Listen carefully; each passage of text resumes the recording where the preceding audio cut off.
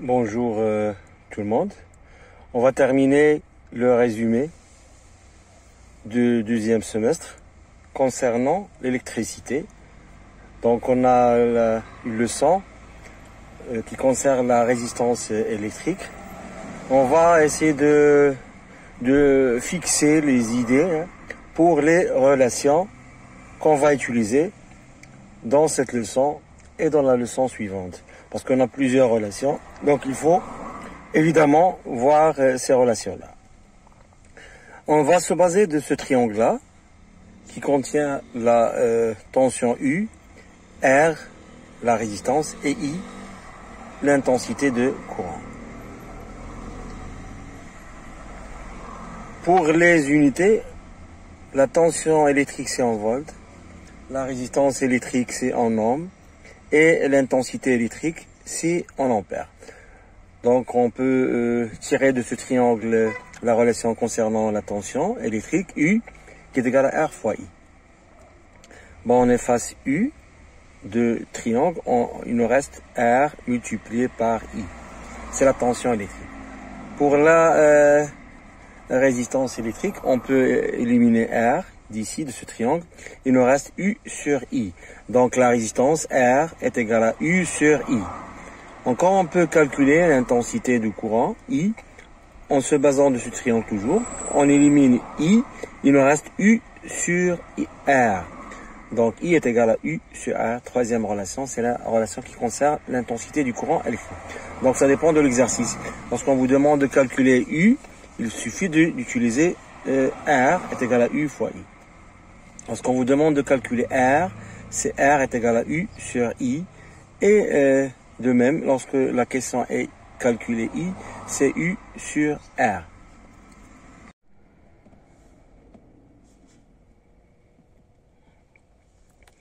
Parfois, vous allez trouver cette courbe-là et on va vous demander comme question quelle est la nature de ce dipôle.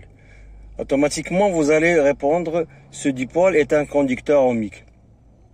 On va vous demander justifier.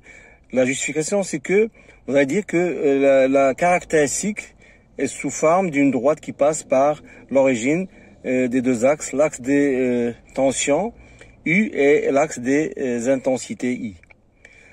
Peut-être vous allez trouver comme question donner l'intensité du courant électrique, sachant que la tension est 1 volt par exemple. Vous allez mettre la projection sur la droite et vous allez trouver que l'intensité est 100 milliampères. Faites attention aux unités. Si on vous donne par exemple quelle est la tension au borne de ce conducteur, lorsque l'intensité qui traverse ce conducteur est 50 milliampères, vous allez faire la projection, vous allez trouver que c'est 0,5 volts. Ou bien on va vous demander graphiquement trouver R, la résistance de ce conducteur ohmique. Vous allez mettre R est égal à delta U sur delta I. C'est quoi delta U? C'est la différence entre deux valeurs. On va prendre deux points, mais essentiellement, vous allez prendre ce point-là parce que c'est facile, parce que là, pour coordonner 0, 0. Et ce point-là, ou bien ce point-là, par exemple, j'ai pris ce point-là. Donc, je vais mettre 1 moins 0, voilà, 1 moins 0, sur 1, bon, c'est 100 milliampères, mais on va prendre la valeur en ampères. Donc, on a ici le tableau de conversion. 100 milliampères, c'est 0,1. Donc, vous allez mettre 0,1 moins 0. C'est 1 sur 0,1. Donc, R est égal à 10 ohms par la calculatrice. C'est la méthode graphique utilisable dans plusieurs exercices. Calculer le courant électrique traversant un conducteur ohmique de résistance électrique R est égal à 120 ohms lorsqu'il est soumis à la tension U est égal à 9 volts.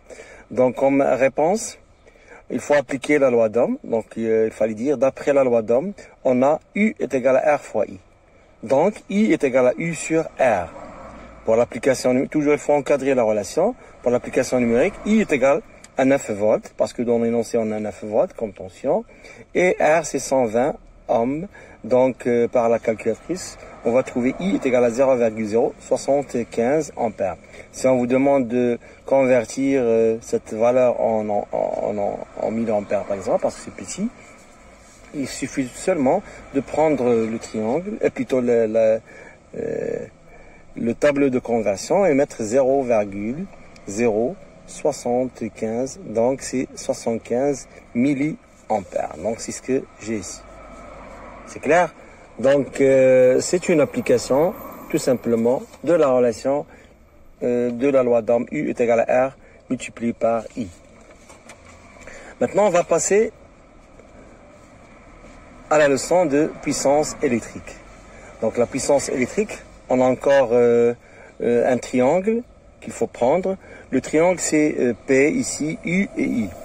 U c'est en volts, c'est la tension électrique. I c'est l'intensité du courant électrique en ampères. Si on a la multiplication, la division ici.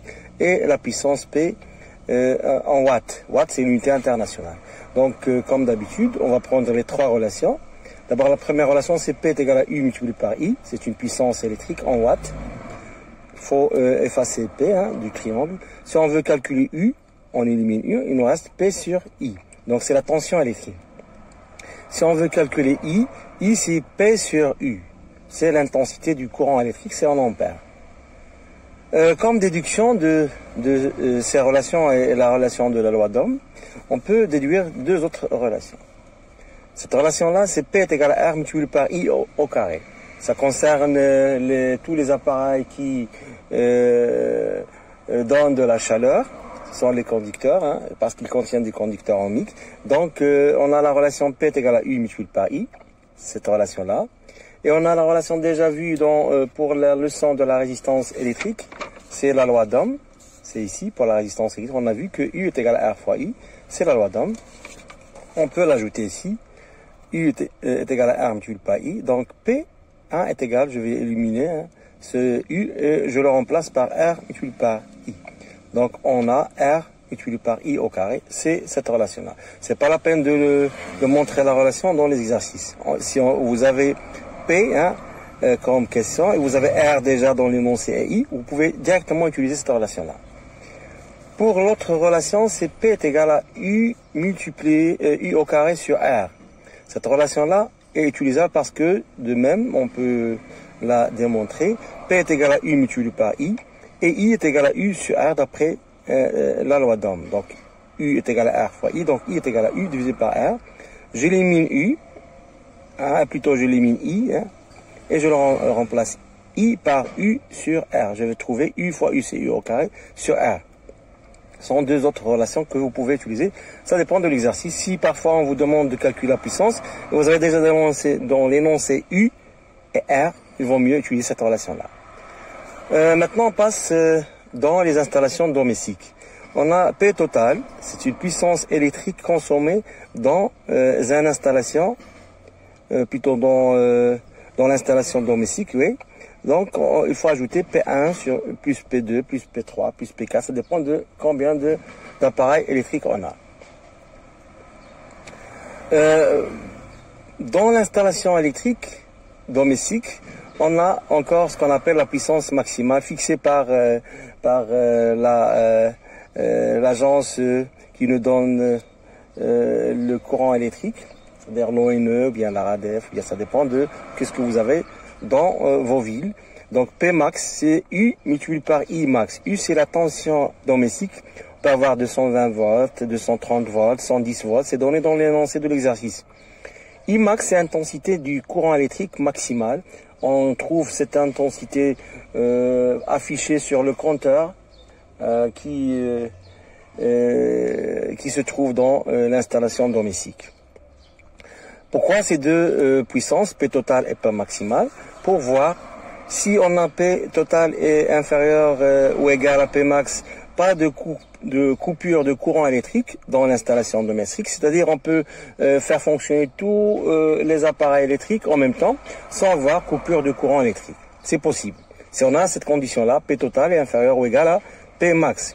Mais si P total est supérieur strictement à P max, les appareils électriques ne peuvent pas fonctionner en même temps car on aura coupure de courant électrique. Parce que la puissance consommée par ces appareils sera plus grande que la puissance maximale, c'est pas permis. Donc on va avoir coupure de courant électrique. Il nous reste le choix du fusible. Vous allez trouver comme question quel est le fusible adéquat nécessaire pour ou bien pour protéger certains appareils, ou bien l'installation domestique. C'est pourquoi on a deux cas. Premier cas pour l'installation domestique. Il faut calculer I total. I total, c'est l'intensité du courant maximale, totale plutôt, qui passe dans l'installation domestique, dans les appareils qu'on a. Donc il faut calculer d'abord P total. Déjà donné, on a déjà donné la relation P total. C'est P1 plus P2, ça dépend de le nombre des appareils que vous avez. Et divisé par U. U, c'est trouvé déjà dans l'exercice, soit 220 volts, ou bien, ça dépend de si U est dans l'installation domestique. Bon, la valeur qu'on va trouver, il faut la comparer avec la valeur affichée sur le fusible. Cette valeur-là, la valeur écrite sur le fusible en ampères, bien sûr, doit être légèrement supérieure à I total trouvé ici. Bien, si on a un appareil, parfois on vous donne en question quel est le fusible nécessaire pour protéger un appareil, par exemple un fer à repasser, ou bien un réfrigérateur, un téléviseur. Il faut calculer l'intensité qui passe dans l'appareil en divisant la puissance affichée sur l'appareil, ou bien la puissance consommée par l'appareil, divisé par la tension qui existe dans l'installation domestique. La valeur qu'on va trouver, il faut utiliser le fusible de telle sorte que la valeur écrite sur le fusible doit être légèrement supérieure à la valeur I. Donc toujours, dans les deux cas, la valeur écrite sur le fusible en ampères A doit être légèrement supérieure à I total, ou bien ici, dans le cas où on a un appareil. Si vous avez deux appareils, faites de même. Ajoutez les deux tensions, plutôt les deux puissances, et divisez par la tension domestique. On va prendre l'application suivante, un exercice. Je vais lire l'énoncé. Dans une installation domestique se trouvent les appareils suivants: un réfrigérateur 220 volts, 160 watts, un téléviseur 220 volts, 140 watts, un four 220 volts, 10 ampères, N lampes identiques, le nombre N est inconnu de lampes, on ne sait pas combien de lampes on a, 220 volts, 100 watts. Le déjoncteur de la maison porte l'indication 20 ampères. Donc c'est affiché soit sur le compteur, soit sur le déjoncteur parfois. Cette valeur-là. Question 1, donnez la signification physique des indications du réfrigérateur. Donc le réfrigérateur contient 220 volts comme valeur affichée sur le réfrigérateur, 160 watts. Bon, 220 volts, c'est ce qu'on appelle la tension nominale. On peut noter UN. 160 watts, c'est une puissance nominale. PN, mais les deux représentent les caractéristiques nominales. Donc il faut toujours mettre ça et ajouter les caractéristiques nominales. Question numéro 2. C'est quoi? Calculer l'intensité électrique qui traverse le téléviseur. Donc l'intensité, il faut utiliser la relation adéquate. Si la relation I est égale à P sur U. Donc c'est ce qu'on va utiliser. On a deuxième question, on a P est égal à U multiplié par I, donc I est égal à P sur U. Pour le téléviseur, on a 220 volts, c'est la tension, 140 watts, c'est la puissance, donc il faut diviser 140 watts divisé par 220 volts, on va trouver 0,63 ampères. La question numéro 3, c'est quoi? Calculer la puissance consommée par le four. C'est très très facile parce qu'il faut seulement appliquer la relation P est égal à U multiplié par I. Donc, dans ce cas-là, P est égal à U, voilà, troisième question, P est égal à U fois I, application numérique. Pour P, c'est U, c'est 220 volts, c'est déjà ici affiché, 220 volts pour le four, 220 volts. Et pour l'intensité, c'est 10 ampères. Donc, il faut seulement multiplier 220 volts multiplié par 10 ampères, on va trouver 2200 watts. Si on veut la convertir en kilowatts, donc c'est 2,2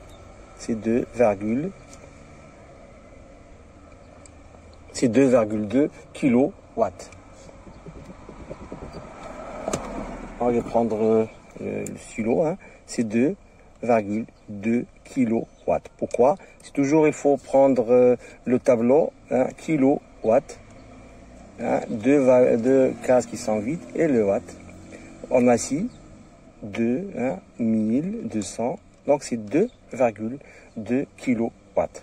C'est tout ce qu'il y a pour la question 3. Pour la question 4, qu'est-ce qu'on a comme question?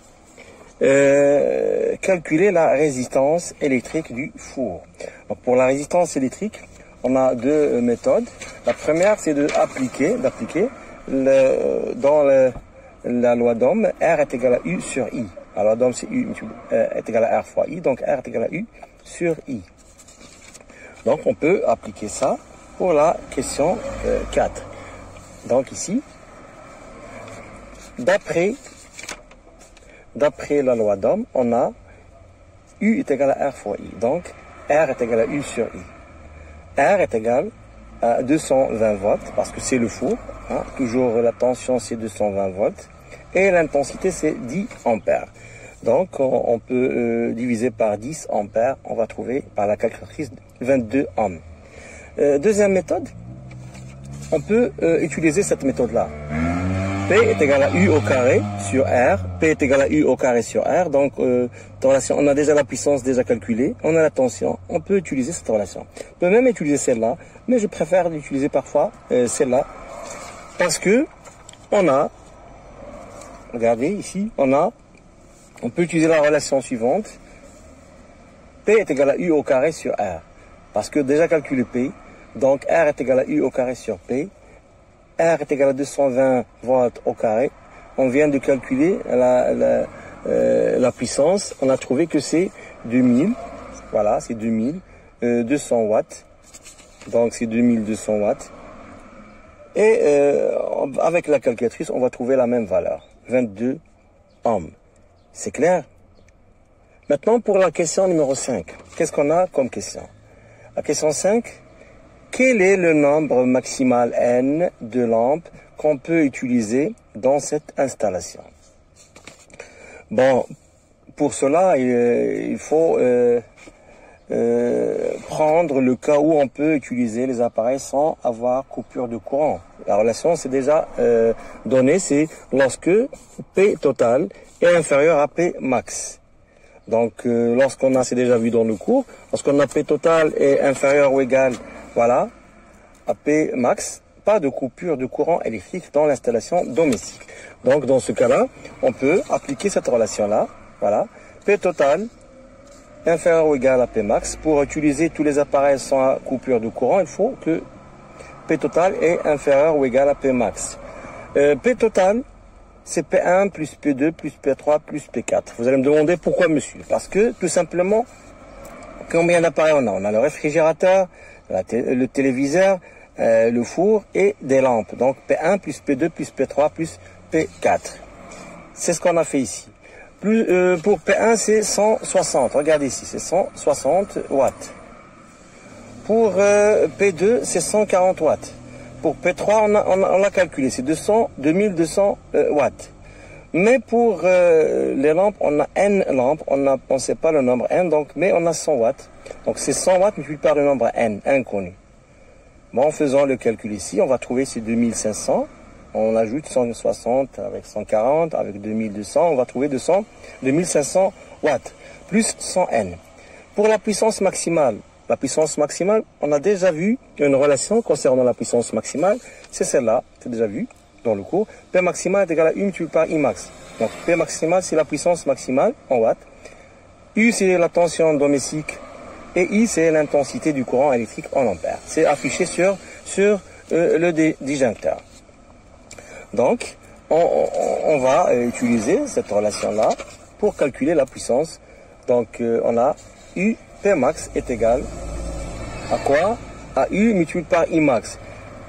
220 volts fois 20 ampères. Pourquoi 20 ampères? Parce que c'est déjà affiché ici. Voilà. Le disjoncteur de la maison porte l'indication 20 ampères. Donc, il faut multiplier par 20 ampères. On va trouver 4400 watts. Donc, ici, on prend 2500 watts plus 100 à N inférieur ou égal à 4400. Donc N est égal à 4400 moins 2500, c'est du maths. Hein, divisé par 100, on va trouver inférieur ou égal à 19. Donc, il ne faut pas la valeur maximale, c'est 19. Si vous trouvez par exemple 19,5, prenez N est égal à 19. Si vous trouvez 18,3, c'est 18. Donc toujours inférieur ou égal 19. Prenez le nombre entier. Exercice numéro 5, question numéro 6. Voilà. Peut-on faire fonctionner 10 lampes et un aspirateur 220 volts, 1 kW, si c'est 1 kW, 1 kW avec le réfrigérateur et le téléviseur. Donc déjà on a le réfrigérateur et le téléviseur. Encore on a le four. Encore le four. Et on a N lampes. Donc la question nous demande de calculer, peut-on faire fonctionner 10 lampes et un aspirateur avec le réfrigérateur et le téléviseur. Et encore, on va ajouter même le four et le four. Et le four. Donc, qu'est-ce qu'on a maintenant? Combien d'appareils on a? On a 1, 2, 3, 4, 5 appareils. Donc, pour la puissance maximale, il nous faut 5 puissances. Donc, il faut 5 puissances. C'est pourquoi on aura P total est égal à P1 plus P2 plus P3 plus P4 et plus P5. P1 plus P2 plus P3 plus P4, c'est déjà calculé. On ne va pas refaire le calcul. C'est 2500 watts plus 100 fois N. On a trouvé N ici, c'est 19. Mais dans cette question-là, on a donné N est égal à 10. Donc, il faut remplacer N par 10. Donc, 2000, on aura 2500 plus 100 watts multiplié par 10. Plus ce qu'on a, on a 1 kW. On nous a donné pour l'aspirateur 1 kW. Regardez ici. 1 kW, c'est 1000 watts. Il faut mettre ici 1 kW et on va trouver que c'est 1000 watts. C'est 1000 watts. Donc c'est 1000 plus 1000. On va trouver 4500 watts. Et la puissance maximale déjà calculée dans l'exercice auparavant, c'est 4400. D'accord? C'est 4400, c'est déjà calculé. Dans ce cas-là, on trouve que P total est supérieur à P max. Donc on ne peut pas faire fonctionner ces appareils sans en même temps parce qu'on aura coupure de courant. C'est clair? Dernière question qui nous reste. Préciser en justifiant le fusible nécessaire pour protéger le réfrigérateur parmi les fusibles 2 ampères, 1 ampère et 0,5 ampères. Donc on a déjà vu pour le choix, si on a plusieurs appareils, on utilise I total est égal à P total sur U. Si on a un seul appareil, on utilise I est égal à la puissance de cet appareil divisé par la tension au bord de cet appareil-là. Pour la question, qu'est-ce qu'on a?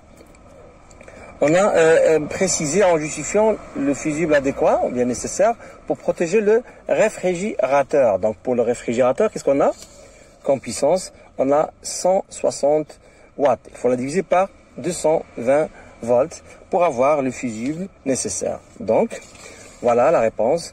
On a le courant qui traverse le réfrigérateur et I est égal à P sur U. Application numérique, I est égal à 160 watts divisé par 220 volts. C'est égal à 0, avec la calculatrice 72 ampères. Alors, il faut prendre le cours et voir comment choisir le fusible. Tout simplement, regardez ici, la valeur écrite sur le fusible en ampères doit être légèrement voilà, supérieure à I total ou bien à I. Ici, on a combien de fusibles? On a 3 fusibles, 2 ampères, c'est grand. C'est plus grand que 0,72. Mais on a encore une autre valeur qui est 1 ampère. C'est légèrement supérieur. Mais 0,5 c'est inférieur, donc il faut éliminer cette valeur-là. Ça, on ne peut pas l'utiliser. Il reste 2. Celle-là, c'est plus légèrement, mais que 0,72. Donc il fallait utiliser ce fusible-là. C'est le meilleur fusible. Donc la réponse que vous allez prendre, le fusible qui va protéger le réfrigérateur doit avoir une valeur légèrement supérieure à 0,72 ampères. C'est le fusible 1 ampère.